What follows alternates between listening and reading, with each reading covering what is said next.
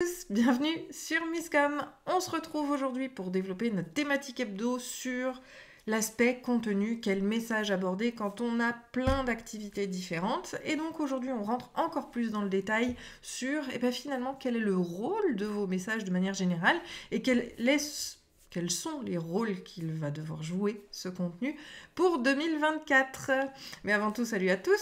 Si vous me découvrez dans cette vidéo, je suis Claire Négrier, aka Miscom. Depuis janvier 2017, on se retrouve en vidéo chaque semaine pour une thématique sur le marketing et la communication, qui est mon expertise, puisque depuis 2012, moi, j'accompagne mes clients à communiquer de manière unique, éthique, authentique et surtout efficace, afin d'attirer les clients qu'ils souhaitent vraiment avoir, de la stratégie à la création des outils, en passant par l'univers de marque, le branding, l'identité et tous les supports qui seront aussi originaux pour faire la différence. Bref, c'est bien assez long comme ça, on attaque tout de suite, donc aujourd'hui, sur le rôle de vos messages.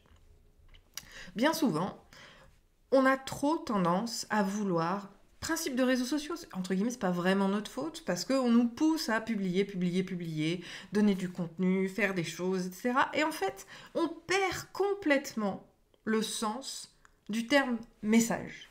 Alors qu'est-ce que ça veut dire ? Un message, c'est une information, mais l'information, c'est pas n'importe quelle information. C'est une information qui va être utile à notre audience, bien évidemment, dans le but, par rapport au parcours de confiance, de les convaincre qu'on va être effectivement la bonne personne pour pouvoir les accompagner dans le domaine d'expertise que l'on a, et donc que vous avez.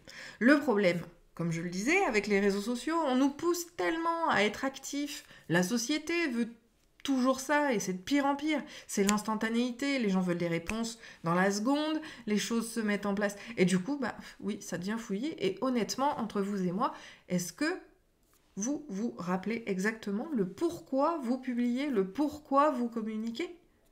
Mettez-le moi en commentaire, et si vous faites partie de ceux qui se retrouvent justement submergés et, comme on dit en anglais, overwhelmed, c'est-à-dire surchargés vraiment de tous ces messages, à la fois tout ce qu'on voit, mais également ceux qu'il faut produire, je vous invite à mettre un pouce en l'air à cette vidéo. Voilà, je fais aussi partie de ceux-là, et justement, comme c'est mon expertise, j'en profite et je vous prêche la bonne parole dans cette période de Noël pour vous dire que arrêtez, soufflez, posez-vous, respirez un bon coup. Il n'y a aucune obligation. Les injonctions marketing, ce sont des biais cognitifs, les fameux que j'adore, d'accord, où on vient jouer sur le biais d'urgence, c'est-à-dire qu'on crée une urgence à votre cerveau qui vous dit « Oh là là, il faut ». Non. On repose les choses, d'où l'intérêt de retravailler sur la stratégie pour revenir aux bases. Un message, c'est une information qui va être donnée dans plusieurs objectifs. Il va falloir remettre de l'humain, c'est quand même un leitmotiv que j'ai depuis 2017, mais ça devient de plus en plus urgent.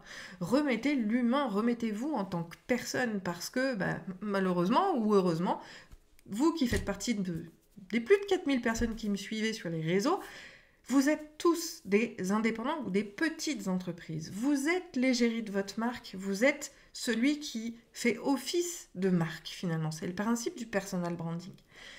Si vous n'avez pas vos valeurs, si ce n'est pas fait comme vous êtes, quand ils vont vous rencontrer, il va y avoir la fameuse dissonance cognitive, c'est-à-dire un décalage entre ce qu'on a pu voir de vos communications et ce qu'il se passe réellement quand on a poussé la porte de la boutique. Et au final, ça, non seulement ça ne crée plus, mais ça peut détruire la confiance qui a été créée.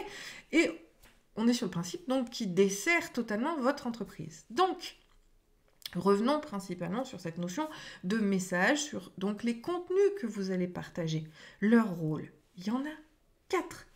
Vous vous rappelez, il y a notre notion d'objectif de communication. Là, bien évidemment, vos messages vont découler des objectifs cognitifs, celui de développer la notoriété, la connaissance de votre entreprise, de vos produits, de vos partenaires, etc. auprès du public.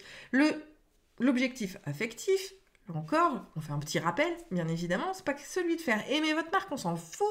Bien sûr, c'est acceptable et c'est intéressant d'avoir des gens qui apprécient ce que l'on partage, qui apprécient notre marque.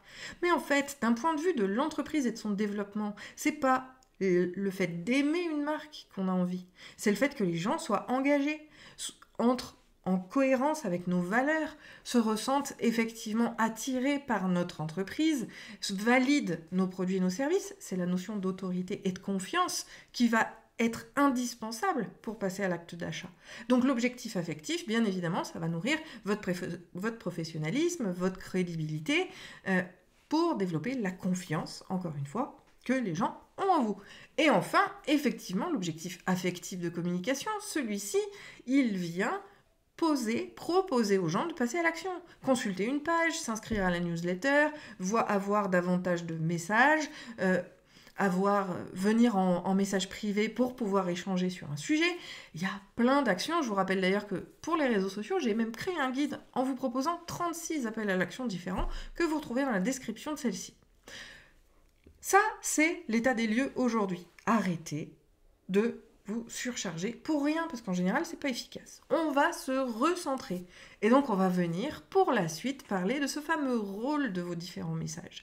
Et l'avantage, c'est que il y a 4 rôles dans votre communication, et donc dans les messages et les publications, et tout ce que vous allez pouvoir partager avec une audience, qu'elle vous connaisse ou qu'elle vous connaisse pas, justement.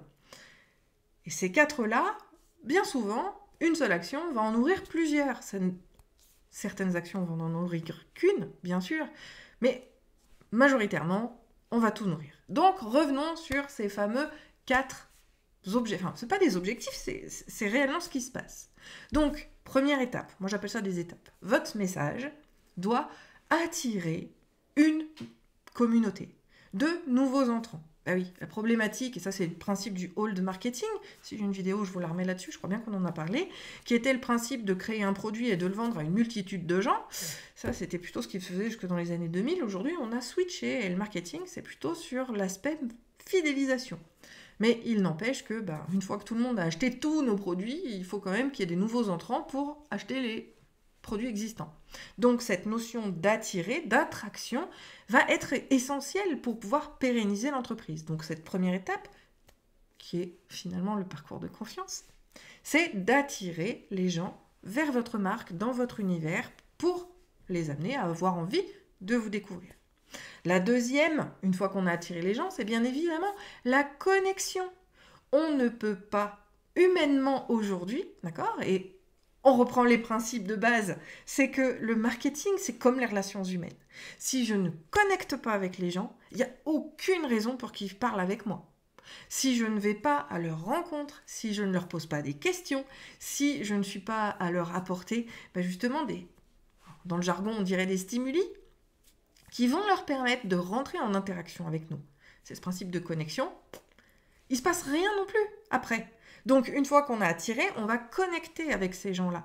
Et cette connexion, ce n'est pas les automations qui y répondent. Ou alors, justement, les automations vont être mises en place pour nous permettre, nous, en tant qu'humains, d'aller connecter. Parce que cet aspect de connexion, très sincèrement, quand c'est des robots, je peux vous assurer que vous n'avez pas envie de le faire en tant que personne lambda. D'accord ? Quand je vois que c'est un robot, je me suis encore battue. Exemple de vie réelle, il y a 2 jours, avec un outil qui s'appelle Mailchimp, parce que je voulais absolument avoir un conseiller, étant donné qu'il y avait un gros bug sur le compte de mes clients, mais avec leur foutu chatbot, je n'arrivais pas à obtenir quelqu'un au bout de la ligne. Ça a été très compliqué. J'ai fini par y arriver, mais au bout d'un quart d'heure d'effort pour arriver à tromper l'algorithme de l'intelligence artificielle, enfin du chatbot qu'il y avait, pour qu'il arrive à me remettre en relation.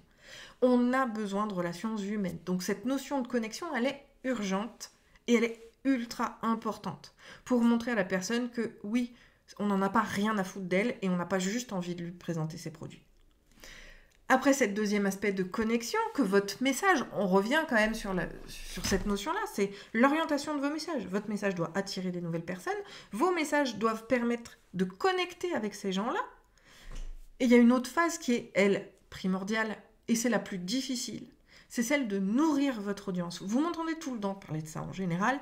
En anglais, le mot c'est nurturing, et je trouve qu'il est plus juste. Et la langue anglaise a 800 000 mots, alors que la langue française en a 300 000. Donc souvent, je fais des anglicismes parce que c'est beaucoup plus précis. Cette phase du nurturing, c'est celle qui est la plus compliquée, c'est la plus longue à faire, mais c'est celle qui est indispensable pour que la personne puisse juger si vous êtes la personne qui va répondre à son besoin et si elle vous fait suffisamment confiance pour aller cliquer sur le bouton « Acheter ». Cliquer sur le bouton ou passer la CB, que vous soyez hors ligne ou en ligne, c'est pareil. C'est urgentissime, là encore, de comprendre que cette notion de nurturing et cette phase de nurturing, c'est la plus ardue. Parce que ça veut dire qu'il faut être en contact régulier avec la personne. Ça veut dire qu'il faut produire du contenu qui va valoriser, sans être du m'as-tu vu, mais qui va apporter toujours quelque chose qui permette à notre audience de juger de ce que l'on fait. Et les fameuses citations qu'on trouve sur les réseaux sociaux, enfin un peu moins, j'ai l'impression quand même en ce moment, justement, ça nourrit pas. Et puis finalement, quand je vois toutes ces coachs, finalement, elles publient exactement la même chose le même jour ou à 2 jours d'intervalle, ce qui fait que ça sort même le principe de base des réseaux et de partage. Parce que ça, on en enlève toute la valeur. Donc là, le principe de nurturing, il va être énorme.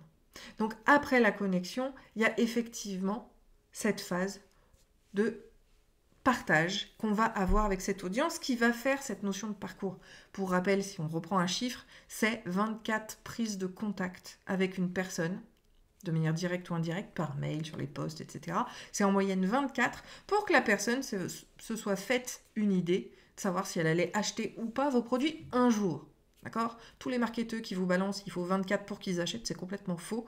C'est absolument pas ça. C'est le travail pour convaincre une personne de savoir ce qu'elle veut et si effectivement ce que vous allez proposer, elle va le mettre en priorité ou pas. On va raccourcir un petit peu, on passe à la 4e phase qui est celle effectivement que moi j'appelle convaincre. Ça veut dire que la personne va être convaincue effectivement de ce que vous proposez, que c'est pour lui. Et donc dans cette dernière phase, c'est de trouver le message qui va lui permettre de passer à l'action, de vous contacter, qui va passer à l'action de s'inscrire à votre newsletter. Encore une fois, l'action en communication, on l'a vu au début, objectif affectif, c'est absolument pas celui d'acheter, même si ça en fait partie quelque part du parcours. L'achat, c'est un objectif commercial, pas de communication. Donc peut-être qu'avant l'achat, il y a celui d'aller consulter le produit ou de prendre rendez-vous avec vous pour en discuter. Malgré tout, si on suit le schéma et si on fait des raccourcis, on peut rajouter cette notion d'achat à cette fin-là. Mais vous comprenez bien que, là encore, pour pouvoir pousser la personne ou encourager la personne à acheter vos produits parce que finalement elle a pris la décision qu'elle l'achèterait, c'est de pouvoir être en communication avec elle et donc en connexion, en interaction pour identifier ses freins, pour identifier qu'est-ce qui l'empêche aujourd'hui d'acheter. Et donc le contenu qu'on va partager, et c'est souvent pas du contenu public, ça va être plutôt du contenu en message privé, en mail spécifique. Là, on est dans la conduction one-to-one, comme on dirait en anglais, d'accord ? De face à face. On va aller lui trouver la solution la plus adaptée vis-à-vis de ses freins. Parce que, je le rappelle, une personne qui n'a pas mis en priorité absolue son problème et votre solution en face n'achètera jamais. Et quand je dis priorité absolue, c'est-à-dire qu'elle va s'investir en tant que personne, investir son temps et investir son argent. Tant qu'elle n'a pas pris cette décision-là et que ce n'est pas une priorité absolue, elle n'achète pas. Donc l'idée dans ce cheminement vis-à-vis du passage à l'action, ça va être de lui proposer, c'est là où on va retrouver un peu de communication commerciale d'ailleurs, qui va lui permettre de se dire, ok, là il y a une promo, si jamais c'est sur le prix, ça peut être des facilités de paiement, ça peut être justement la preuve sociale, qu'on a déjà vu, je vous la remets là, qui va l'amener à considérer que, allez, c'est le moment. Voilà, ce sont ces types de messages-là que vous allez partager sur ce dernier plan de message, d'accord ? Mais si vous n'avez pas ce fameux parcours, s'il n'en est qu'au début, et je le partageais encore avec mon ami David qui me faisait valider son mail hier d'ailleurs, où je lui disais, mais attends, tu fais du cold mailing et tu balances ça, vas-y achète mon produit, t'as jamais personne qui va acheter rien du tout, tu vas être cliqué spam, et puis c'est tout. Parce que des gens qui ne connaissent pas, à qui on envoie un message pour la première fois, d'abord on va faire connaissance. Si, encore une fois, on se retrouve, alors c'est plus facile à comprendre en tant que femme, parce que tout, on l'a vécu, le mec relou en boîte, bourré, ou pas d'ailleurs, qui vient, parce qu'il nous trouve, vous êtes charmante, vas-y, tu me donnes ton numéro de téléphone, ou ton fameux 06, c'est juste lourdingue, on a juste une envie, c'est de fuir et de plus jamais recroiser la personne. C'est exactement pareil vis-à-vis de votre marketing, donc faites attention, ne grillez pas les étapes sous prétexte d'être pressé. Oui, le marketing, c'est un travail et la communication, c'est un travail sur le long terme qui demande pas mal d'investissement, mais qui vaut vraiment la peine parce qu'après, on se retrouve justement avec des communautés qui vont attendre juste le bon moment ou la bonne période, enfin oui, le bon moment, que ce soit en termes financiers, en termes d'investissement, de temps personnel, etc. Le bon moment va reprendre nos urgences pour acheter véritablement ce que vous proposez. Donc ne grillez pas les étapes. on attire, 2, on connecte avec les personnes, 3, on les nourrit, et 4, effectivement, on a trouvé comment les convaincre de passer à l'action. J'espère que, avec tout ça, vous serez parés pour 2024. La vidéo est bien assez longue pour aujourd'hui. Donc, je vous dis rendez-vous la semaine prochaine. On passe en mode vacances où je traite des études de cas. Donc, si vous voulez des explications un peu plus précises sur votre situation, n'hésitez pas à me contacter en commentaire à claire@misscom.fr ou encore par message privé sur Facebook. Je vous souhaite une très bonne journée, un très bon appétit et je vous dis à la semaine prochaine. Ciao!